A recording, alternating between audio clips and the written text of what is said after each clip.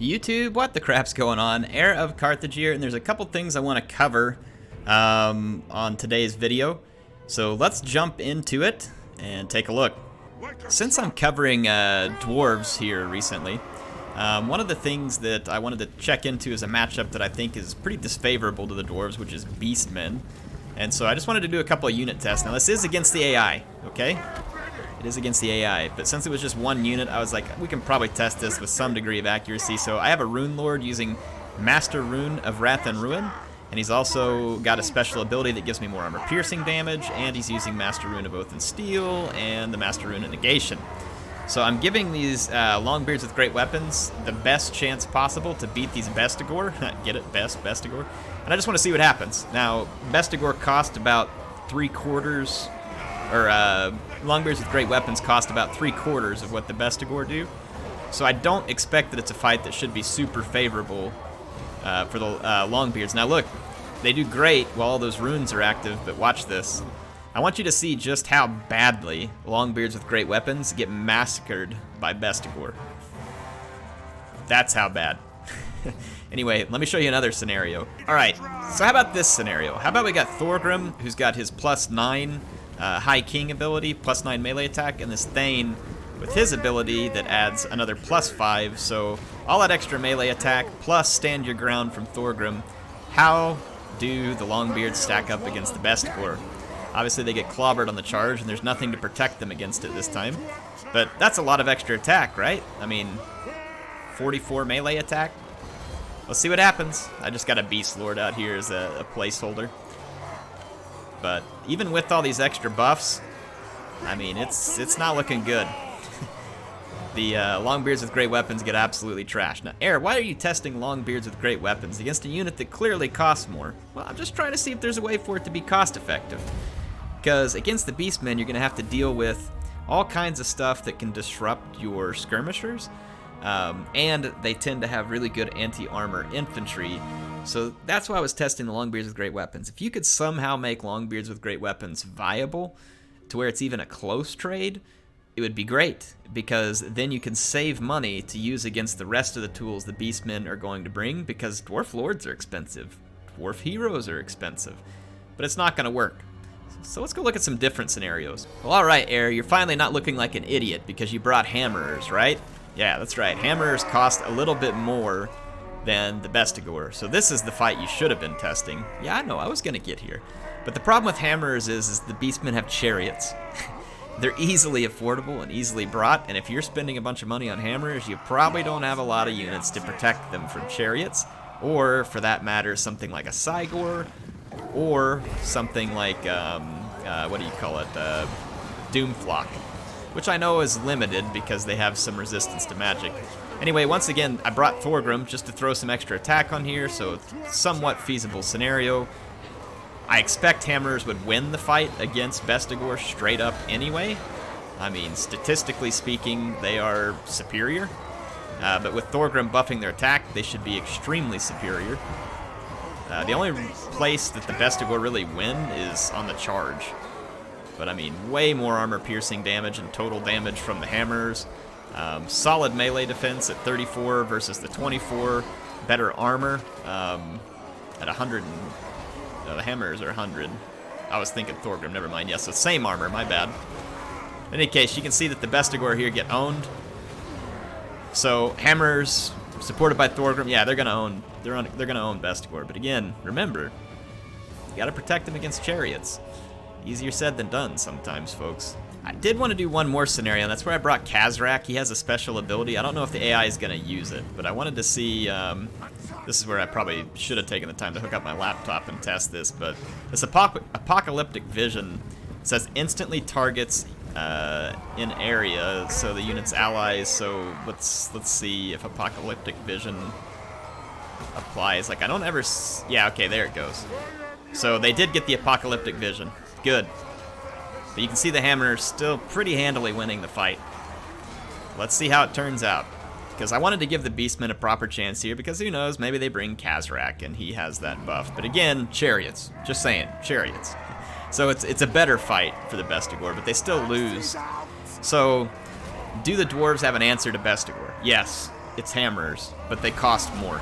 And your lord probably costs more, and your hero probably costs more, unless it's compared to like a gore bowl or something. So again, I would be a little bit concerned as a dwarf player going up against a beastman player who picks like a line of Bestigor and then a whole bunch of gore herds or something like that for the flank to move around. You're going to be in trouble.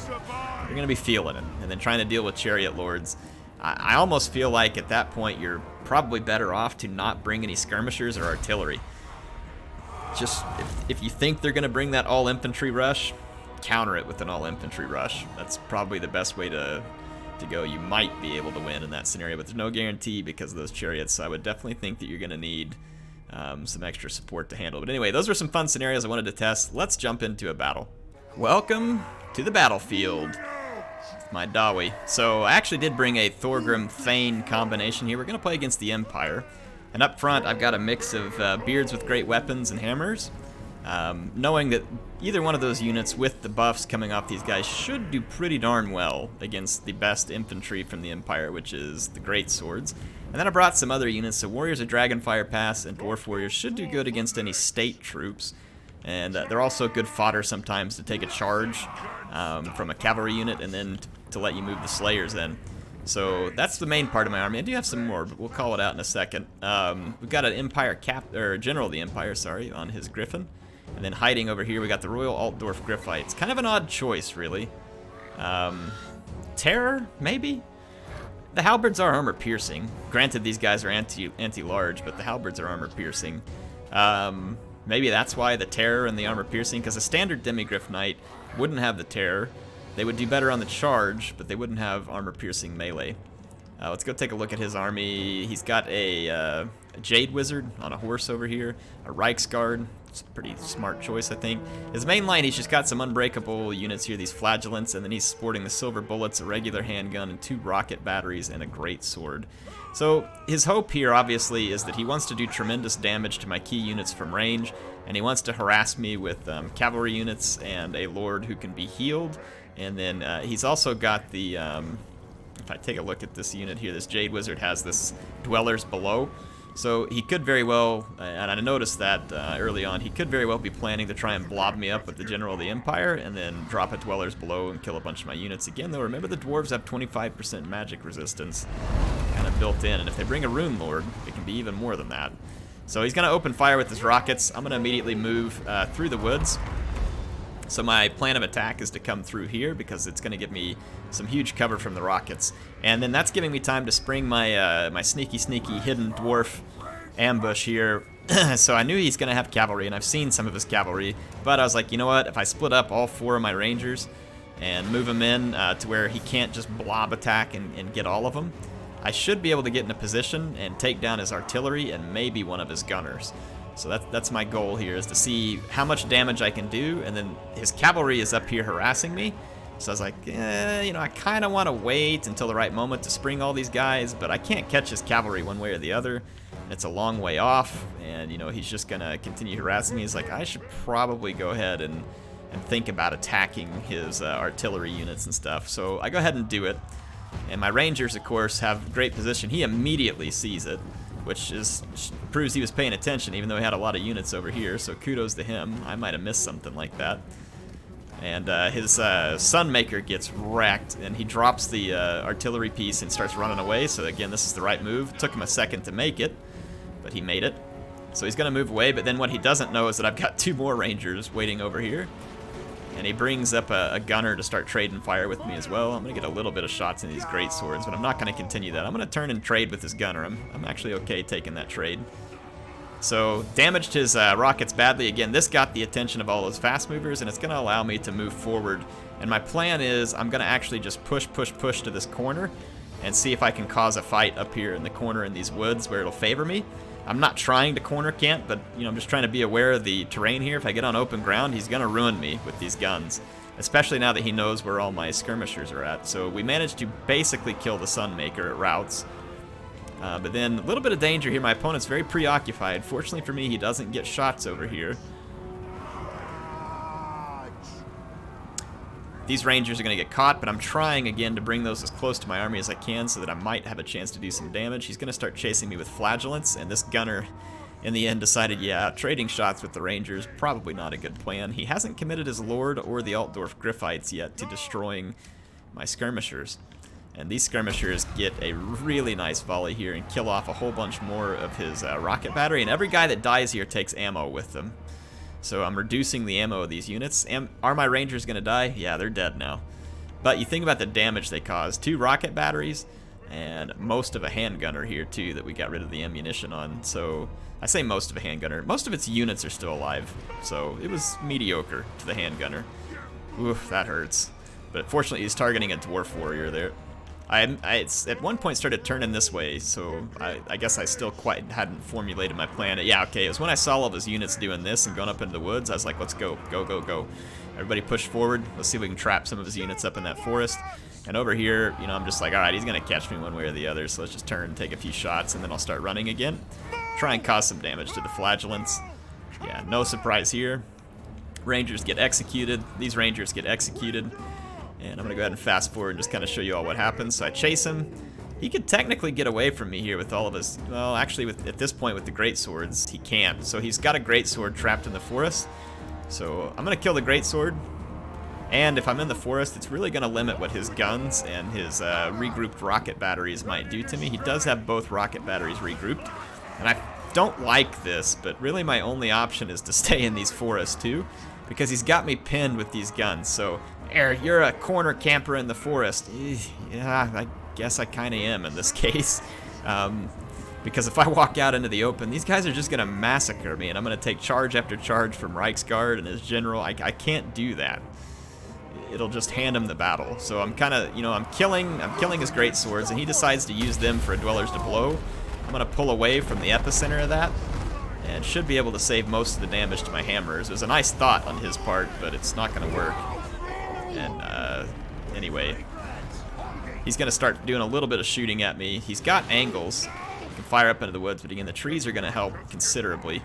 And I actually made a miss micro right here. And this is why I don't come out of the woods. I want you guys to see this.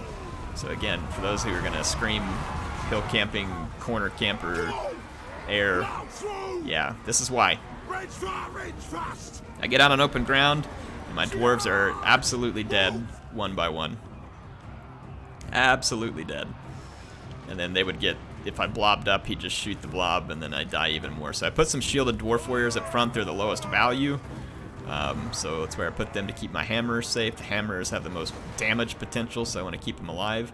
Obviously, I'm not liking camping in the forest, and I told my opponent, I was like, hey, I'm sorry that I gotta camp here.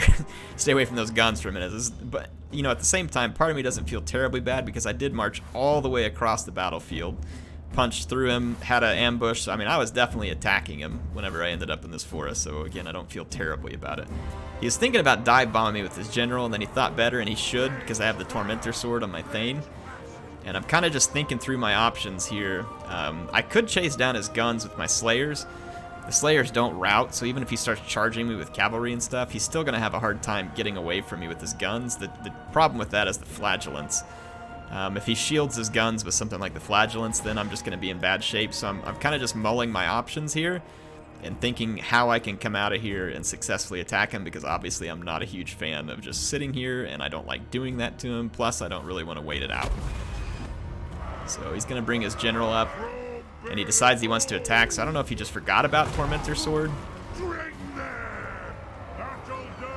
And I should have waited just a second to use the Tormentor Sword and started bringing my Slayers forward, and then, if he started to flee, use it. That way my Slayers could have been present for longer, because Tormentor Sword does not last long. It lasts just long enough for you to kind of keep him there and do a little damage. And that's exactly what we're going to do here. He brings his Hellstorm rocket, or the Sunmaker, up because it's out of ammo, and he's just going to throw it into combat. And he's trying to think, like, whether to attack me here with these flagellants.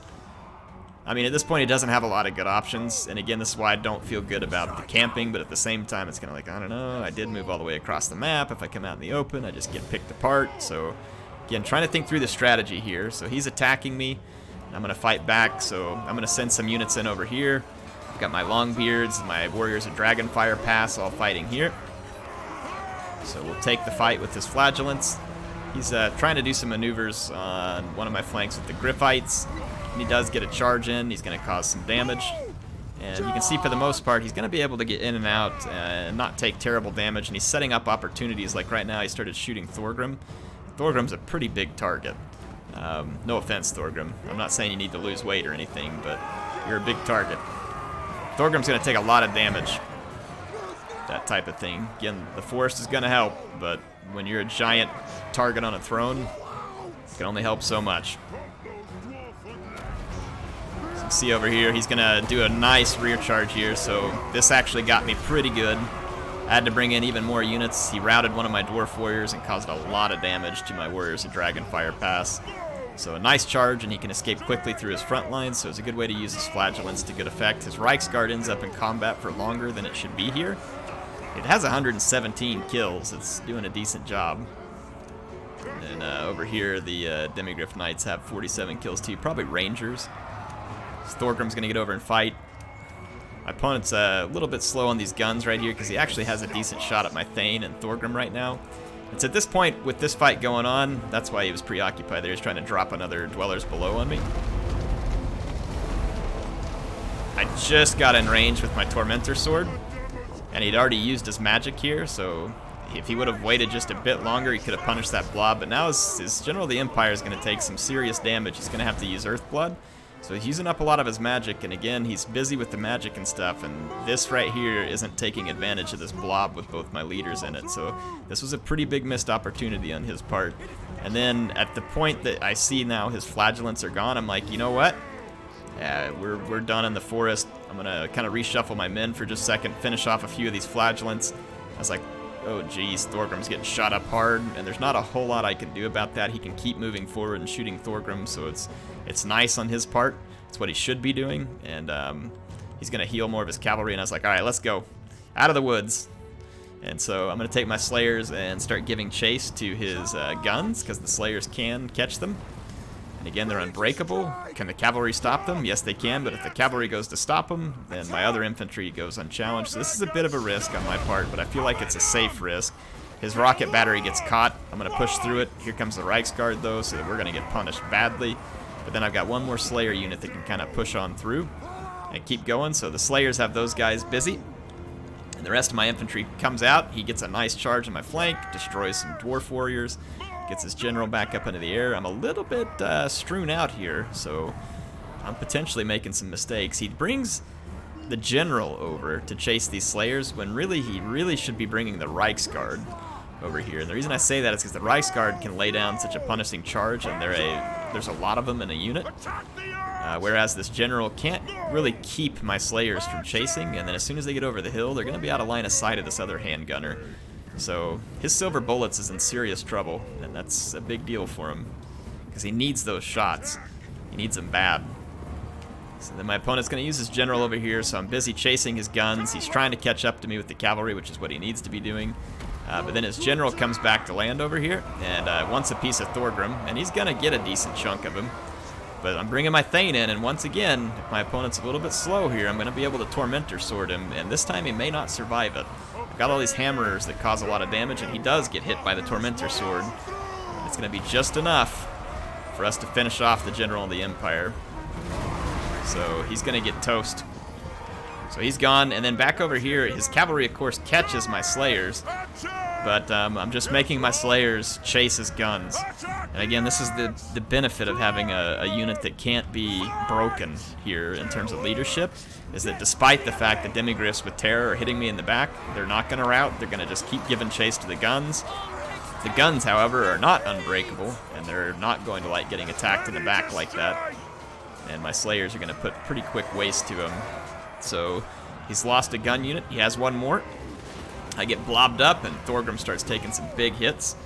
But at this point, my opponent's running out of options on different units left to kill me.